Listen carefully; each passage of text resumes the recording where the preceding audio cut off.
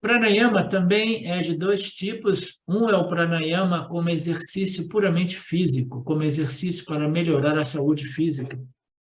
E, então, torna-se uma disciplina secular, mas não é uma disciplina religiosa e espiritual. Muitas pessoas praticam Vipassana como modo de melhorar, né, o corpo físico, né? Melhorar a saúde física, né? E Veda não quer que pratiquemos pranayama como uma disciplina puramente secular, voltada para a saúde física. O Veda sugere que o pranayama seja uma disciplina religiosa e espiritual também. Então, de novo, como é que a gente vai tornar essa disciplina vipassana que a gente vê por aí no mundo ocidental numa numa disciplina religiosa, espiritual, né? Esses pranayamas que são sugeridos por aí nunca consideram, né, o Criador, o Senhor. Não existe questão de você estar sacrificando isso e aquilo, entendeu? Sacrificando o seu extrovertimento mental, o seu estresse mental, o seu rajoguna no altar, né, de Satvaguna, né, queimando aquelas tendências rajadas. Não existe nada disso, porque o budismo, como tantos outros filosofias, círculos, eles rejeitam a ideia do Criador, né? Então, os Vedas, que é uma escritura que foi revelada pelo Criador, ele faz de modo que os pranayamas, nas suas origens, fossem sempre disciplinas religiosas e espirituais. E como é que você vai tornar esse pranayama numa disciplina religiosa e espiritual? Aqui o Swamiji, ele diz que você vai fazendo o seu trabalho, né, de observação do fluxo dos pranas, ou seja, focado na entrada, na saída, focado em ambos, como sugere o Vipassana, né, ou focado na retenção, qualquer que seja a técnica, né, você está repetindo um mantra, que seja ele Rama, Rama, ou Krishna, Krishna, ou Om Bhuhu, Om Bhuhu, Om Bhuvaha, né? Então, este é um modo mais dentro do contexto, né, ritualístico, devocional, né, das divindades, dos avataras, né, devocional do praticante, né, do sadhaka, que está repetindo, está integrando um outro elemento que é o quê? A palavra, o nome de Deus, a lembrança de Deus. Eu estou fazendo isso, mas eu estou trazendo Deus para remover os obstáculos, de modo que eu possa obter sucesso neste melhoramento, nessa purificação, né? Então, eles incluem um mantra, né? Chama Pranamaya Sagarbha Pranamaya. Então, ela se torna uma sadhana espiritual. Mas mesmo sem usarmos um mantra ou outro, né, a gente torna esta famosa Vipassana, sugerida pelos círculos aí do budismo, né, a gente torna elas uma sadhana religiosa espiritual, na medida que a gente lembra do Criador, o Criador se manifesta como esses ares vitais desenhados inteligentemente para sustentar o nosso corpo, e a gente lembra que se nós equilibrarmos essas energias, né, essa fonte de energia que foi desenhada pelo Criador, ela irá promover a minha saúde física e mental. Aí a gente vai sacrificando, né, a nossa doença, o nosso desequilíbrio, vai sacrificando a nossa agitação mental, emocional, né? A gente quer tranquilidade mental, emocional, a saúde. Então, a gente vai jogando no fogo deste yajna, que é a yajna do pranayama, e isso já torna esta sadhana uma sadhana religiosa e espiritual, né? Porque quando nós nos tornamos karma yogis, a gente já não precisa realmente de todo esse tram-tram dos rituais védicos que não são familiares a nós, porque nós nos tornamos karma yogis. A gente sabe que existe um Criador, e esse Criador, dentro da nossa sadhana, é dita ser Ishvara. Ishvara é o Criador, né? Então, a gente vai dedicando tudo com muita gratidão, né, e reverência ao Criador, aquele que nos deu esta oportunidade. Então, quando eu faço trabalhos para o meu melhoramento espiritual, eu vou lembrando do Criador, vou agradecendo, vou dedicando o meu esforço, dizendo, eu estou fazendo o meu melhor para a minha elevação, para o meu melhoramento, eu não quero passar a vida toda sofrendo e reclamando de você, tá? Eu quero queimar toda essa reclamação, né, através desse esforço de purificação, através dos seus pranas, os pranas que você criou para mim, que depois foram perdidos, perderam a sua harmonia e produziram saúde mental e física, e agora eu quero harmonizar esse sistema prânico, porque eu sei que eu vou beneficiar tanto em cima como embaixo. Então, eu já estou entrando no elemento espiritual religioso, vocês entendem?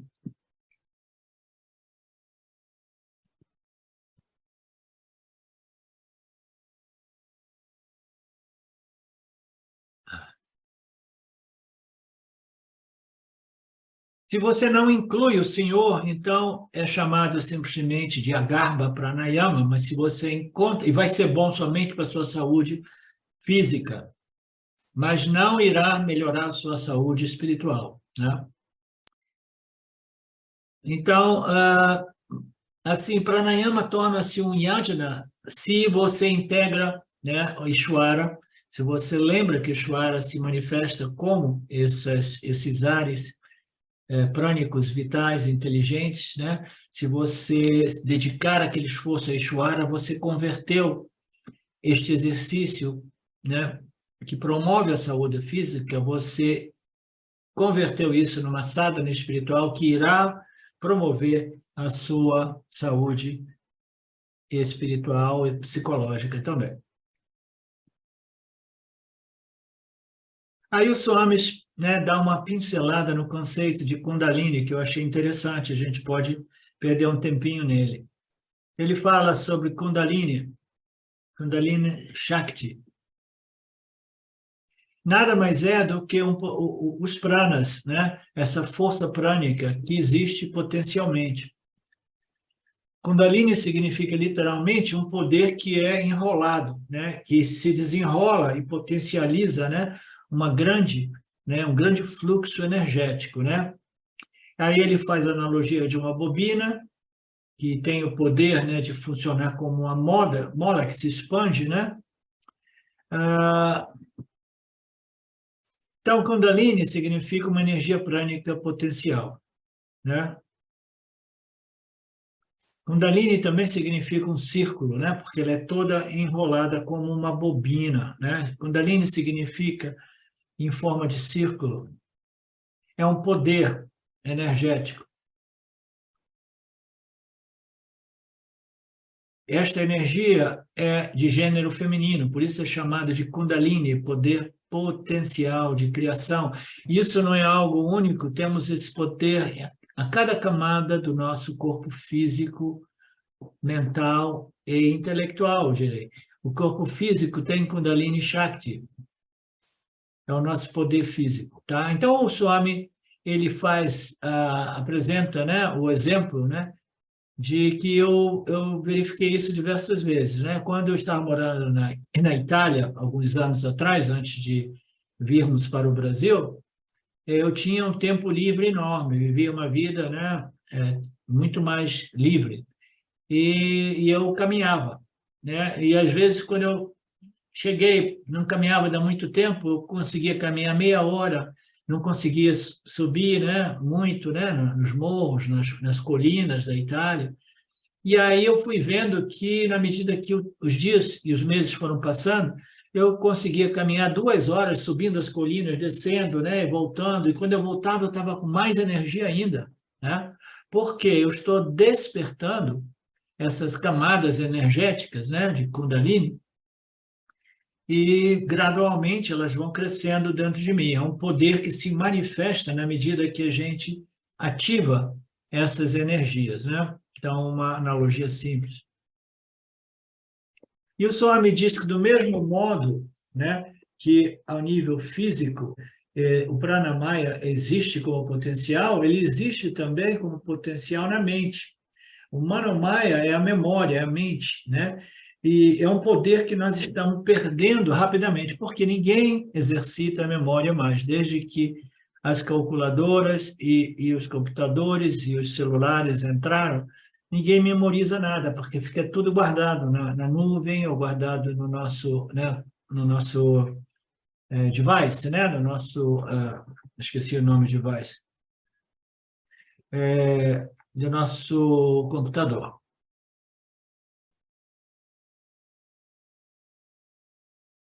Então, a gente tem que tomar cuidado, porque se a gente não usa, tem uma expressão em inglês, if you don't use it, you lose it.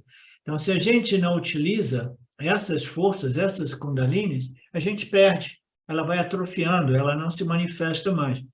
É como uma vez eu vi um cartoon, né, de um desenhozinho que dizia que o ser humano do futuro vai ter uma perna pequenininha e muito fininha, né, e uma cabeça enorme. Por quê? Porque ele não caminha mais, né?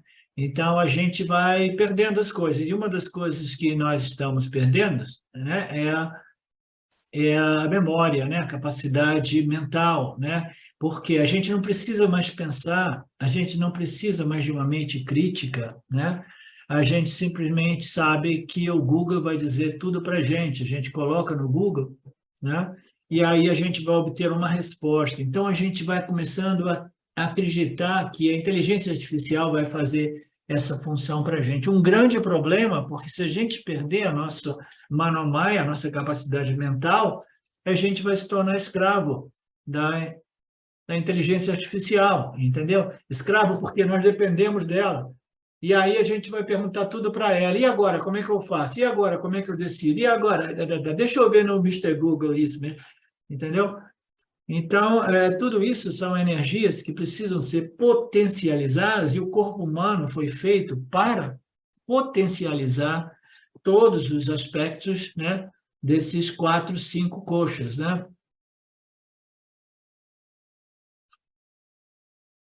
Vai chegar um ponto que a pessoa vai perguntar qual é o seu nome, aí a pessoa tem que abrir o computador, que nem as senhas, né? Ah, tem que fazer isso. Qual é a senha? Aí você tem que abrir o computador, você escondeu em algum lugar no seu telefone, né? Etc, etc. Então, qual é o seu nome? Espera aí que eu vou consultar aqui o Google, né? Vou perguntar a minha senha aqui, a senha de nome. Portanto, Pranamaya, né, ela é discutida a nível mais profundo como um modo de acessar a Kundalini Shakti, fazer fluir para cima, de modo, né, que possa influenciar o Yanamaya Kosha, né, que é o centro intelectual, os chakras mais superiores, né? E o objetivo da galera que faz tudo isso é chegar a um ponto de ativar esse chakra superior, de modo ao indivíduo ter alguns poderes psíquicos, né? Poderes psíquicos, né? Isso é uma possibilidade, existe, realmente, eu acredito que existe. Então, você se torna um místico, que tem acesso, né, ao misticismo, a esses poderes, né, psíquicos, né? Então, essas discussões existem, né, dentro do âmbito do desenvolvimento da Kundalini Shakti. Mas é importante lembrar que a todos que todos esses níveis de manifestação de energia é ainda parte integrante daquilo que eu falei ontem, materialismo espiritual. Você está desenvolvendo algo que é mithya, por natureza, que é energia. Energia é matéria sutil. Você pode, né, lidar com isso, desenvolver, potencializar, de modo que você tenha alguns poderes, né, místicos, né, ou psíquicos, mas ainda assim é tudo fenômeno, né? É tudo mithya, é tudo conhecimento a respeito do mundo sutil, do mundo invisível, né? Algumas capacidades desenvolvidas de uma mente, né, que ficou focada nisso. E o Swami está nos lembrando que isso também é materialismo espiritual. São todos esses desenvolvimentos são no nível do anátema, do não ser, ou do ser aparente. A elevação da Kundalini não tem nenhuma conexão com o autoconhecimento. Oh, então, para quê? Ah, para me divertir, eu quero ser o cara com poderes psíquicos, né? Já imagina, né, Marcelo, ter poderes psíquicos, você vai por aí vendo a mente de todo mundo, não? Pegando e dizendo assim, eu sei o que você está pensando, né? Eu sei que você fez no verão passado. Meu nome de filme até. Não existe segredo para mim. Eu sou Ishvara, o grande. Não existe conexão com autoconhecimento e moksha.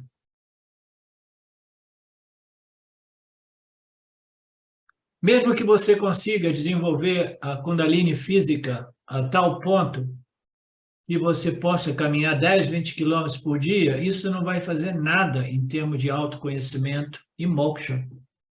Vai fazer simplesmente um corpo físico mais energizado. Você ativou a Kundalini Shakti do Annamaya Kosha. E com o Pranamaya, com as meditações, né, dos pranas, né, pranayamas, você pode acessar a energia prânica, né, do Pranamaya Kosha e desenvolver essas energias prânicas para a saúde física, para a saúde mental e para poderes psíquicos, que pode se tornar um grande obstáculo no processo de busca pelo autoconhecimento, porque a pessoa quase que invariavelmente fica presa com o ego, né, alterado, achando que eu sou um ser espiritual, eu levantei a minha Kundalini e agora eu tenho determinados poderes.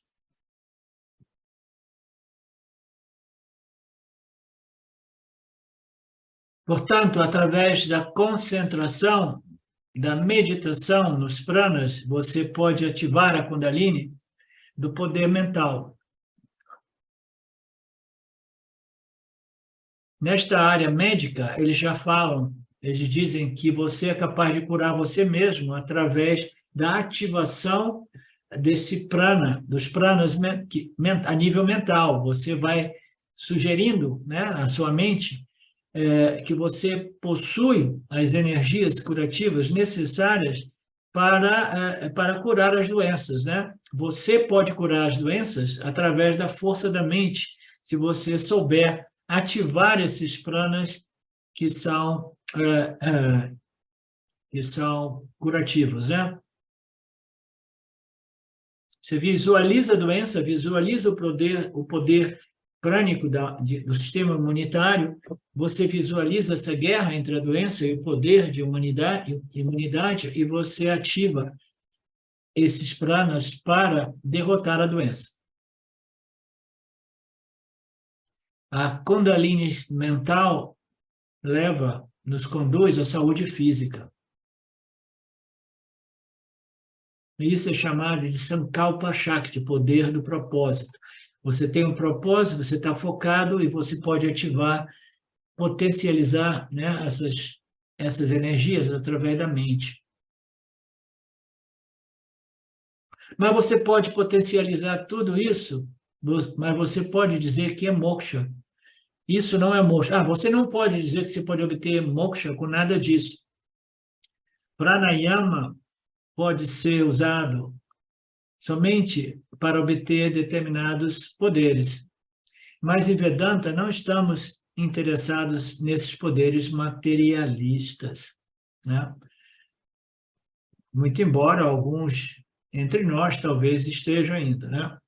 Os Siddhis, escreve o próprio Patanjali Maharishi, nunca usam isso para ganhos materiais. Então, aqueles Siddhis, né, os yogis genuínos que têm esse poder, eles jamais se exibem, né?